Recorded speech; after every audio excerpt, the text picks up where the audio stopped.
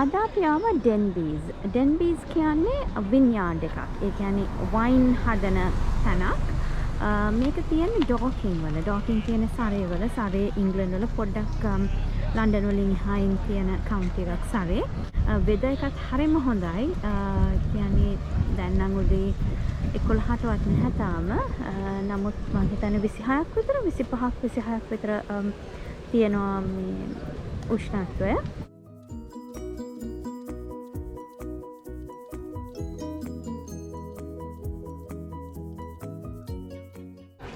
මේ තමයි ඩෙන්බීස් වයින් එස්ටේට් එකට ඇතුළු වෙන මේන් එන්ට්‍රන්ස් එක. මේක ඇතුළේ තමයි ඔෆිසර්ස් ඒ වගේම ඒගොල්ලන්ගේ shops තියෙන්නේ.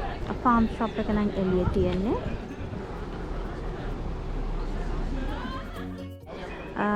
ට්‍රේන් රයිඩ් එකක් තියෙනවා මෙහෙ. සාමාන්‍යයෙන් වින්යාඩ් එක වටේට ගෙනියන ඒ ට්‍රේන් එක තමයි අර තියෙන්නේ.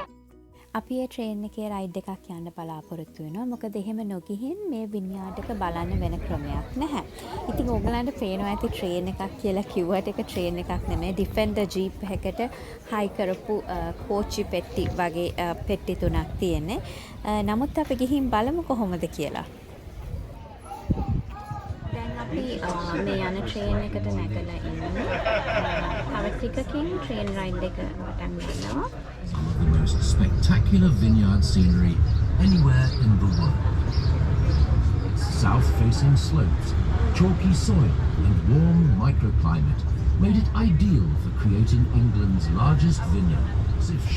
වින්යාඩ් එකක් කියන්නේ වයින් නිෂ්පාදනය ප්‍රධාන අරමුණ කරගෙන කරන මිදි වගාවක්. මේ ඩෙන්බීස් එස්ටේට් එකේ විශේෂත්වය තමයි එංගලන්තයේ තියෙන විශාලතම වින්යාඩ් එක තමයි මේ ඩෙන්බීස් එස්ටේට් එක. නැත්නම් ඩෙන්බීස් වින්යාඩ් එක. ප්‍රමාණය ගත්තොත් මුළු එස්ටේට් එකේම අක්කර 627ක්. නමුත් ඒ අක්කර 627න් මිදි වගා කරලා තියෙන අක්කර 265ක පමණයි. ඊට අමතරව අක්කර 200ක්ම එලි නොකළ සතවර්ෂ ගණනාවක් පුරා පැවති කැලෑව ඒ විදිහටම සුරක්ෂිතව පවතිනවා. ඊට අමතරව මේක ඇතුලේ හොටෙල්ස් තියෙනවා, ෆාම් ෂොප්ස්, ඔෆිසස් තියෙනවා සහ එස්ටේට් හවුසස්, එස්ටේට් බංගලෝස් කියන්නේ අපි මේ බංගලා 10ක් තියෙනවා.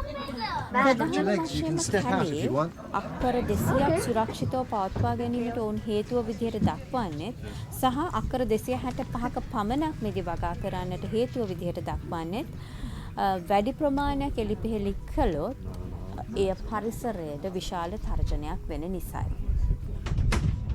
මේ තමයි මේ එස්ටේට් එකේ තියෙන උණුසුම්ම ස්ථානය. දැන් ඔබට බැලුවම පේනවා ඇති බොහෝ පැතිවලින් මේක ස්වභාවික වනාන්තර සහ කඳු වැටියකින් මුවා වෙලා තියෙන්නේ. ඒ නිසා හුළඟ එන්නේ නැහැ මේ ස්ථානයට. ඒ නිසාම මෙතන වගා කරලා තියෙන්නේ ෂාඩොනේ and පිනො නුවා කියන වයින් වර්ග දෙක සඳහා යොදා ගන්නා මිදි.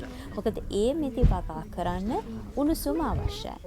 මේ භූමියේ තියෙන සුවිශේෂත්වයක් තමයි මේ දැඩි ලෙස හුණු මිශ්‍රිත භූමියක් වීම.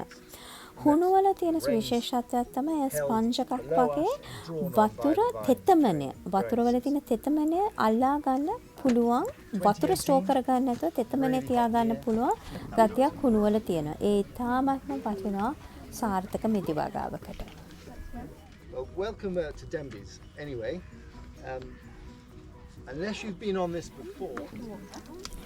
මේ අපේ ටුවර් ගයිඩ් කරපු සම්පූර්ණ විස්තරය මම මේ වීඩියෝ එකේ අගට සම්බන්ධ කරලා මම හිතුවා මුළු වීඩියෝ එක මැද්දට මුළු කතාවම දැම්මත් ඔයගලන්ට බෝරින් වෙයි කියලා. ඉතින් උනන්දුවක් තියෙන කෙනෙකුට එතකොට ඒ අග කොටස බලන්නත් පුළුවන්. ඉතින් මෙතන වගා කරන්නේ මේ වින්යාඩ් එකේ වගා කරන්නේ වයින් සඳහා පමණයි. අනුභවය සඳහා කිසිම ආකාරයකින් මිදි නිෂ්පාදනය වෙන්නේ නැහැ. එතකොට ඩෙන්බීස්ලට ඒගොල්ලන්ගේම ඩෙන්බීස් කියලා ලේබල් එකකුත් තියෙන එක සම්මානලාභී වයින් ලේබල් එකක්.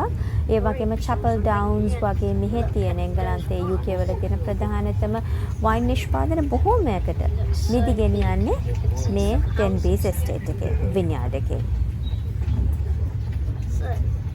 හරිම ඉන්ට්‍රෙස්ටිං දෙයක් තියෙනවා. ඒ තමයි ජනවාරි ඉඳන් අවුරුද්දෙන් අවුරුද්ද මේ මිදි වගාව පෙන්නනවා කොහොමද වෙන්නේ කියලා. ඒප්‍රිල් දැන් මැයි වෙනකොට ටික හැදීගෙන යනවා. ජූන් ජුලයි වෙනකොට හොඳටම හැදෙනවා. ඕගස්ට් සමර්නේ සැප්තැම්බර්. මේවා ගලවන මැෂින්ස් උත් තියෙනවා. නමුත් කඳු වල තියෙන මේ නිකන් පල්ලම් වල තියෙන ඒවා ගලවන මැෂින්ස් වලට බෑ. ඒ නිසා රොමේනියානුවන් ඇවිල්ලා ඒව ගලවනවා කියලා තමයි කිව්වේ. ඉතින් මේ මිදි වලට ඊළඟට වෙන්නේ මොනවද කියලා අපි බලමු. මේ තියෙන සරේ හිල්ස් බ්‍රූවරි එක ඒ ඩෙන්බි විනියාඩ් එකට අයිති බ්‍රූවරි එක ඉස්කාගාරය. මේක මේන් ඩෙන්බි බිල්ඩින් එක පිටිපස්සේ තියෙන්නේ. මේ සමහර ඇතුළට යන්න ඉන්නේ මොකද එතනින් ගන්නත් පුළුවන් ලික බොටල් නොකරපු ඒවා. ඒ කියන්නේ තමන්ට අවශ්‍ය ප්‍රමාණයට ගන්න පුළුවන්. මට ඒ ගැන වැඩි දැනුමක් නැහැ. වින්යාඩ් එකේ මිදි නෙලන නැත්නම් මිදි කඩන කාර්යය යන්ත්‍රානුසාරයෙන් වගේම මිනිස්ට්‍රමේනුත් කෙරුණාට ඒ කඩන මිදි වයින් බවට පත් කරන ඒ කාර්යය සිද්ධ වෙන්නේ සම්පූර්ණයෙන්ම යන්ත්‍රානුසාරයෙන්. ඉතින් මේ ආකාරයෙන් වයින් බවට පෙරළුවාට පස්සේ ඒව ගබඩා කරලා තියෙනවා බෝතල් වලට යොදන්න. අපි දැන් ඊළඟට ගිහින් බලමු ෂොප් එකේ කොහොමද සහ ෆාම් ෂොප් එක ඒවත් අපි ගිහින් බලමු.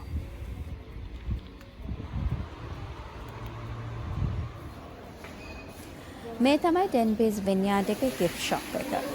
මෙතන වයින් විතරක් නෙමෙයි নানা ප්‍රකාරයේ තෑගි භාණ්ඩ විකුණන්න තියෙනවා. මේ gift shop එකේ තියෙන සුවිශේෂත්වය තමයි අවුරුද්දකට 4,50,000ක පිරිසක් මේ වයින් ෂොප් එකට නැත්නම් මේ gift shop එකට එනවා. ඒ ප්‍රධාන වශයෙන් මෙන්නේ ඩෙන්බීස් වින්යාඩ් එකෙන් නිර්මාණය කරන ඒ ලේබල් එක යටතේ නිෂ්පාදනය කරන වයින් මිලදී ගන්න. ඒ ලේබල් එකේ නිෂ්පාදනය කරන සියලුම වයින් මෙතන විකුණන්න තියෙනවා. ඒ වගේම එක්සත් රාජධානිය පුරා තියෙන සියලුම සුපර් මාකට්ස් වලට ඔවුන් මේ ඩෙන්බීස් ලේබල් එක යටතේ වයින් සපයනවා. අවුරුද්දකට වයින් ලීටර ලක්ෂ 3ක් ඩෙන්බීස් එස්ටේට් එකෙන් නැත්නම් ඩෙන්බීස් වින්යාඩ් එකෙන් නිෂ්පාදනය වෙනවා.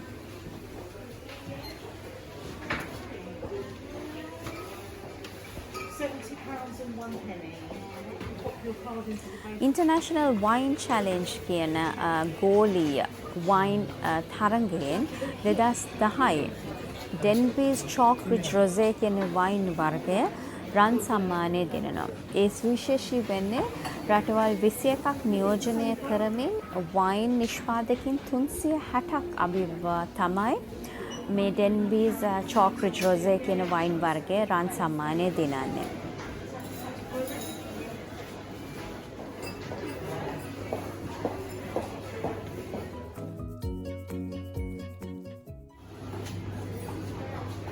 මේක හරිම ලස්සන සිලෙක්ෂන් මග්ස් මට හම්බුණා. ටිකක් ලොකුයි. මේක human body එක, human skeleton එක පෙන්නනවා. The muscles. එතකොට මේ තව එකක් තියෙනවා Latin phrases. මේව හොඳ ideas අපේ ලංකාවේ කරන්න. මේ හරිම මේ පහසුවෙන් අපිට මේක හදලා මේ වගේ දේවල් කරන්න පුළුවන් පහසුවෙන්ම. ඉන්නවා තාලං කරලා පෙන්නන. මේක දැන් maths එක.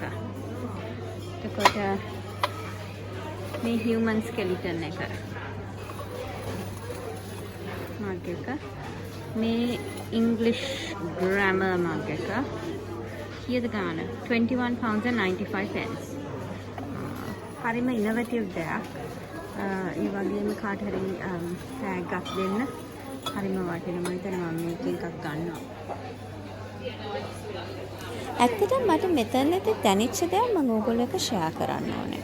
මේ පරිසරය තුල මම දැක්ක දෙයක් තමයි හරියම ඕනම කෙනෙකුට මෙතෙන්ට ඇවිල්ලා ඉගෙන ගන්න, දැනගන්න, ගෙනියන්න, විනෝද වෙන්න, හිත සැහැල්ලු කරගන්න දේවල් තියෙනවා.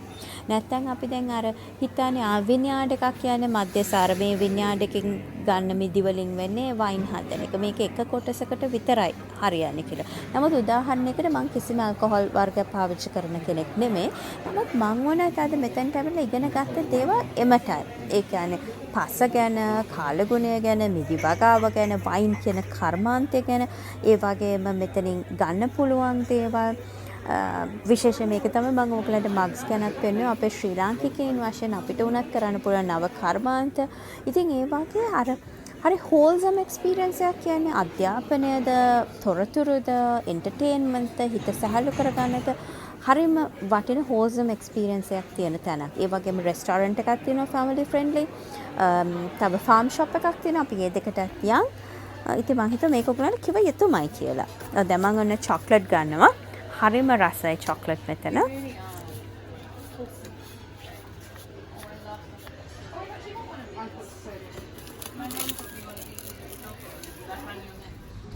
අපි ඊළඟට යන්න ඩෙන්බීස් එස්ටේට් එකේ තියෙන ෆාම් ෂොප් එකට.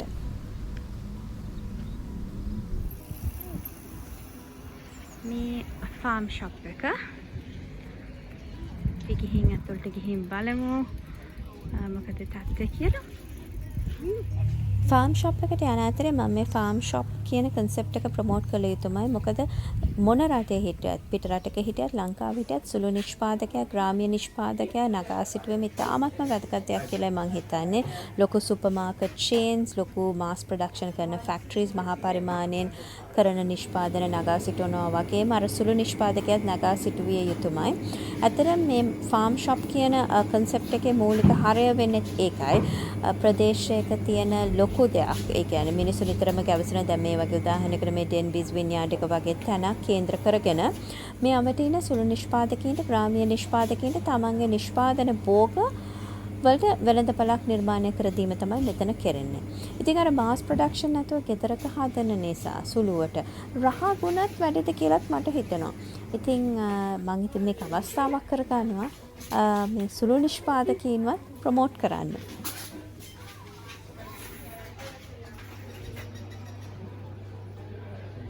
හරිම ලස්සන කෝට් යාඩ් එකක් තියෙනවා පොඩියට. මේ ඩෙන්බීස් එක ඇතුළේම රෙස්ටෝරන්ට් එකක් තියෙනවා.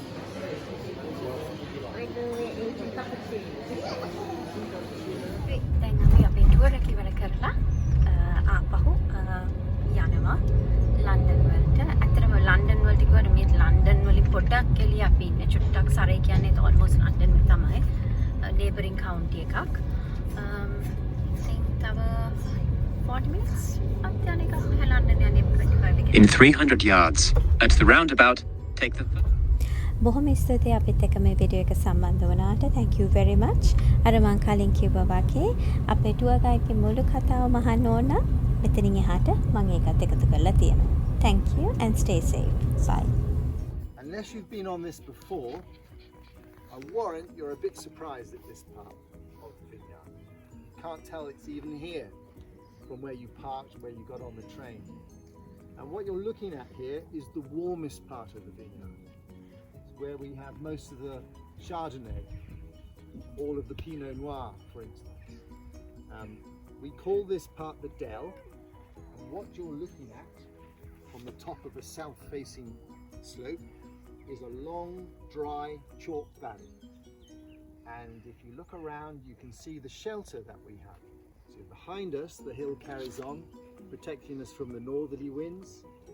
This headland, this dead end, protects us from the westerly. The ridge in the distance is Leith Hill. If you know Leith Hill, you know Leith Tower. Either way, look in the smaller of the two dips, you can see the 18th century folly, that's Leith Tower. Anyway, that whole hill is in the way of the southwesterly prevailing winds. As a valley, the further you go down, the more sheltered it is.